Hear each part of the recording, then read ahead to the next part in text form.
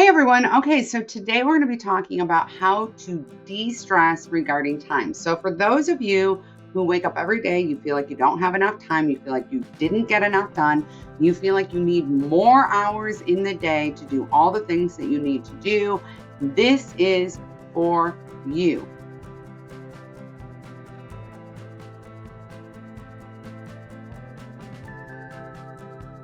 In reality, your time shortage or your time scarcity is much more about mindset. It's much more about how you're approaching your time. And today I'm going to tell you exactly how to stop stressing out about time. This video is for everyone. And I promise you that you will take a nugget from this that will be really helpful and that will really change some of your perspective and start helping you move in the right direction when it comes to time management and time stress. So let's get going. Number one is to ditch scarcity mindset about time. Most of us have a scarcity mindset when it comes to time. We deeply believe that we don't have enough time. And we deeply believe that we are misusing our time or we're being wasteful with our time and that we need to do more and be more productive. This is actually what's causing you to not have enough time. I know that that might sound really wild or oversimplifying. I myself have done the working two jobs thing, the raising kids on my own. I've done all of that. So I do understand that sometimes life is just busy. Sometimes there are way more things to do than there are hours in the day, and I get it. But the thing is that when we focus consistently on how much time we don't have, we end up not having time we need. It doesn't actually help us.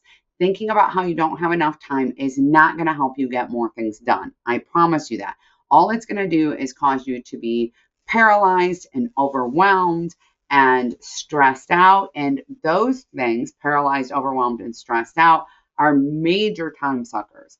When we have a scarcity mentality about time, we tend to do the roller coaster where we try to be super productive because we don't have enough time, and then we crash and we burn, and then we end up zoned into our TikTok or Netflix for hours on end, and we really struggle to create balance. So let's reframe what we're thinking about time. Number two is create clarity, and creating clarity is a big part of how we're going to ditch that scarcity mentality. Instead of thinking about we don't have enough time, what we really need to be thinking about is we have too many things to do. That's real. We have way too many expectations, too many tasks, too many things on our to-do list in any given day.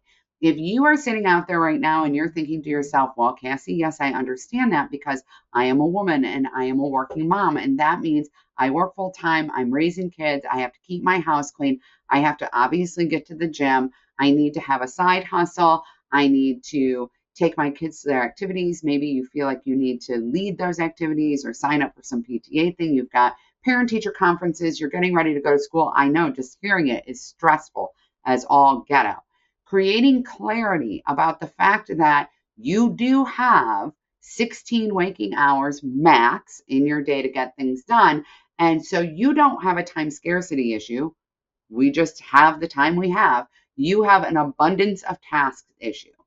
Creating clarity about which tasks matter to you, which tasks are meaningful to you, and which tasks are not is the most important thing in reducing your stress about time and decreasing overwhelm. Now, I'm going to give you a place to start because I think that this is really important and we tend to forget about this, which is we have to look at the list of things that we are doing and think about why we're doing them. Why does this merit showing up in your day? Is it because you need to do it because it reflects your values? It's important for the kind of life you're trying to live. Is it because you want to do it because you genuinely enjoy it and you like doing it? Or is it because you think you should be doing it? When we start eliminating the shoulds from our list, and listen, whatever those shoulds are in your life, they're going to look different from the shoulds in mine. The things you feel you need to do will look different from the things I feel I need to do. And there is nothing wrong with that. So I cannot give you a template here, but I will give you some ideas. Things like I should keep a perfectly clean house. Things like I should go to the gym for an hour or more a day. things like I should make balanced home cooked meals every night. Those things may or may not be things that are really necessary for you to live the life that you want to live. If they're not, it's time to get rid of them. And I don't care what your mother in law says. And I don't care if your neighbors judge your front yard or your garden, or if your friends are judging about your house. And by the way, those aren't your friends, just so we're clear. Those aren't your friends, anyways. So we need to get crystal clear about the things that we really need to do. Now, if you struggle with this because you find yourself feeling bad about it, you find yourself overwhelmed with it, you find yourself struggling to really identify where the gaps are, what things could really be removed from your schedule, you need to take my Take Control of Your Time course. In it, I use the EPD method to approach time management and to determine what tasks do and don't belong in your life, what things are worth spending the time on. It's very systematic, it's very logical, it cuts out a lot of that nonsense. I also use that for money and for home management. If you are not in Inner Circle yet, I want you to know the entire Take Control of Your Life course series, which is health, time, money, home, and relationships, are all appearing in Inner Circle. They'll all stay in Inner Circle once they're up, and you can get them there for free as a member. Or you can go to my website, upcycledadulting.com, and in the courses section, you can find them there to buy the individual ones you need. It's much more cost effective to simply join Inner Circle, especially because we have so many other amazing things going on there, including weekly group coaching. So if this is something you struggle with, make sure that you get over there. Number 3, we're going to practice mindful scheduling. Listen, we all need to give up the task list. I'm not saying you can't keep a task list. I'm saying we're not going to work from that task list. One of the issues with working from a never-ending task list is that when we do so, we never feel like we got enough done. But the additional issues are that we end up creating more urgency in our lives. We are not able to be as efficient with our time, and we don't have good clarity about what we're doing and when. And that is a massive time suck, and it causes severe decision fatigue, a lot of stress, and a lot of overwhelm. So what we want to do is really identify, if you watched my video last week about 7-time habits, and if you haven't, you definitely want to. What we really want to do is understand how much time our tasks or routines take. Then we want to make sure that we're prioritizing getting things done that could become urgent, right? We can't just pay bills anytime we want. We need to get them paid or else they become urgent and really pressing. We can't just schedule a physical for our kids for their fall sports anytime we want. We need to get that done in advance so that it's clear from our schedules, because we have a timeline, right? So things that have timelines generally, or things that are more urgent, we want to get them done sooner. By the way, this also includes any maintenance care for you, meaning if you need a dentist appointment, if you need a mammogram, if you need whatever it is, we need to get that stuff scheduled. We're not going to wait until something is chronically wrong to address it. But then we also want to be as efficient as possible. So we want to combine things that are like with like, and we want to basically identify some time in our day that we're going to do them. Like Tuesday morning, I'm going to run errands. These are the 10 errands showing up on my to-do list, and that's what I'm going to work on Tuesday morning. This is really, really important to help us, one, identify our priorities so that we feel like we're getting things done, and two, give us a amount of things that we actually can realistically get done so that we feel good about our progress. Feeling good about your progress gives you that dopamine hit you need to stay motivated and to create momentum. And this will help you kind of stay even keel at getting things done, right? Create a lot of clarity around that. Number 4 is to embrace realism. Now, oh my word, this one's really, really important, and so many of us do not do it. And I know this is one that I struggled with for years and years. So once I identified I have 16 waking hours in the day, and once I created clarity about the things I was needing to do versus the things I should do, and once I started thinking about how I was going to schedule things and stack them into my day, I decided I could do 16 hours worth of stuff in my day, right? I mean, I have 16 hours. Why can't I do 16 hours worth of stuff? Well, let me tell you why. I have an autoimmune condition, which is very real. Sometimes I suffer from extreme fatigue or brain fog or difficulty with concentration or just generally difficulty with getting certain things done. In addition, because of that autoimmune condition, if I get overstressed, I'm very likely to have a flare, and that's very likely to put me down for at least a few days. I also happen to have 5 kids. 2 of my kids have special needs. One of those kids has autism, which means that I never really knew when I would get a call from the school that I needed to go get my child or go handle something. Number 3, I don't even know what number I'm on. 3, 4, 4. Number 4 is that I ran 2 businesses out of my house. And when you run 2 businesses, things happen. Just in general, things happen. Number 5, did I mention 5 kids? So it's not just about the kids with special needs who might need something. It's also about the fact that sometimes one of my kids would come home from school and they had a really rough day and they needed to talk. Sometimes they needed help with their homework that I didn't expect to have happen. I also happen to be the oldest of 4 siblings. So sometimes one of my sisters would be having a hard time and needed to talk to her sister, right? I mean, things happen, things come up in our lives. Also, I happen to live in Michigan and we have 2 seasons here, as many of you may know. We have winter and construction season. So just because I think I can get 6 errands run on Tuesday morning doesn't mean I really can, because what if there's pop-up construction? It happens, right? It happens. What if the weather's bad? What if I wake up and there's a huge snowstorm? Understanding that you live in the real world. I know this was so hard for me. I want to be honest and tell you, I know that it sounds like I'm making fun of this, but I'm not, because I struggled more with this than anything else on this list. You live in the real world. Real things will happen. Traffic jams will happen. There will be accidents that will happen. You will drop 2 eggs on the floor while you're trying to cook breakfast. You will have kids homesick. You will have whatever random set of things happen that is unexpected in your life. So do not pack your time. Give yourself time to transition. Give yourself extra time for things like traffic jams. Give yourself, I like to give myself a slush time, meaning there is a 2-hour window in my schedule every week. It's on Friday afternoon, and anything that I need to catch up on, I catch up on then. That way I go into the weekend having pretty much everything cleared off my schedule. But I know that I need that slush time. Part of why I need it so much is because I also am neurodivergent, so I have time blindness. So it's hard for me, even with time tracking, to understand how long certain things will take, right? Sometimes I do the mouse and cookie thing where I start a project and then I end up doing 15 other projects and then I don't end up getting to the next thing on my list. I'm being realistic about my own rhythm, my own way of doing things, and the real life demands that I'm dealing with.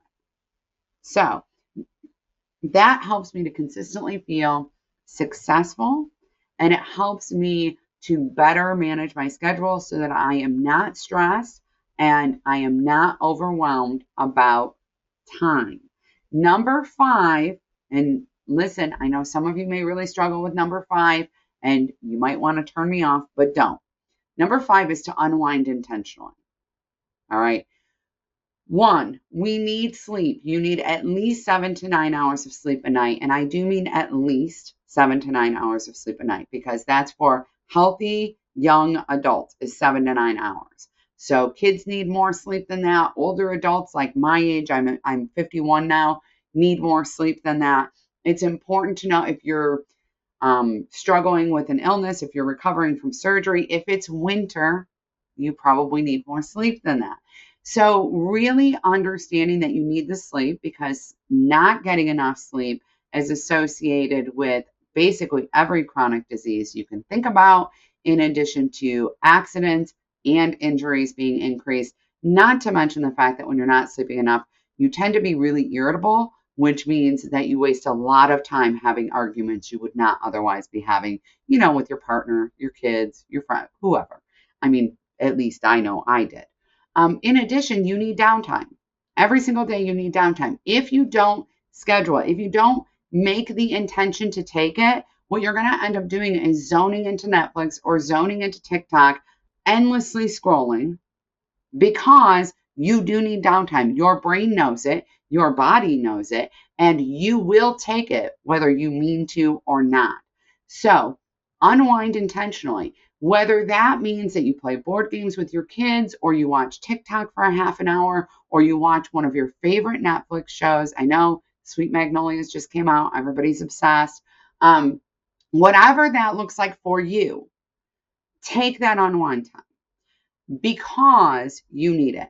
And I know that that might feel like such a waste of time and you may struggle to do this, but I want you to know that research shows that scheduling time to unwind, unwinding intentionally, taking downtime makes you more productive, more creative, and better able to concentrate and focus.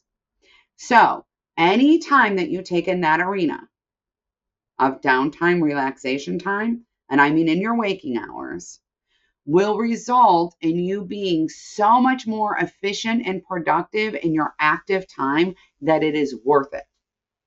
It is worth it. So just take the downtime. I promise you, it's worthwhile. I know for some of you that's a big, big struggle.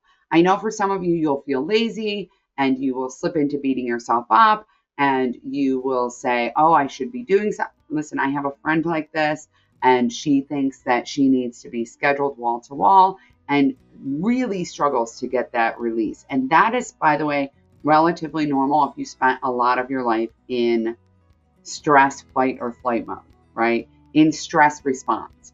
Because when you are used to being in stress response, it's hard to get into that parasympathetic rest and relax mode because your body is so used to being in that space. So it feels uncomfortable at first. But I want you to know that it's completely necessary. And if you're struggling with it from an ethical or moral perspective, or because you're judging yourself or you're punishing yourself about it, I do have a TikTok video. I'm going to put it up, by the way, July 25th of 2023. So if you're watching this later, you know where to scroll back. I have a TikTok, Instagram video that I want you to go save. And it is just me telling you that it's okay that you're taking downtime. Because you do deserve to have that time. You do need it. And I promise you it pays off in the long run. Okay, those are my 5 tips. 1, ditch scarcity mentality about time. 2, create clarity about what you're doing and stop doing the things that you're doing because you think you should be doing them or you think you'll be judged if you don't do them. 3 is mindful scheduling. Get really clear about what needs to go on that schedule and get a time designated for it and do not overload yourself. Number 4 is embrace realism. Get real about your rhythms. If you're not a morning person, don't schedule a bunch of high concentration stuff in the morning. Get real about your rhythms. Get real about your life circumstances.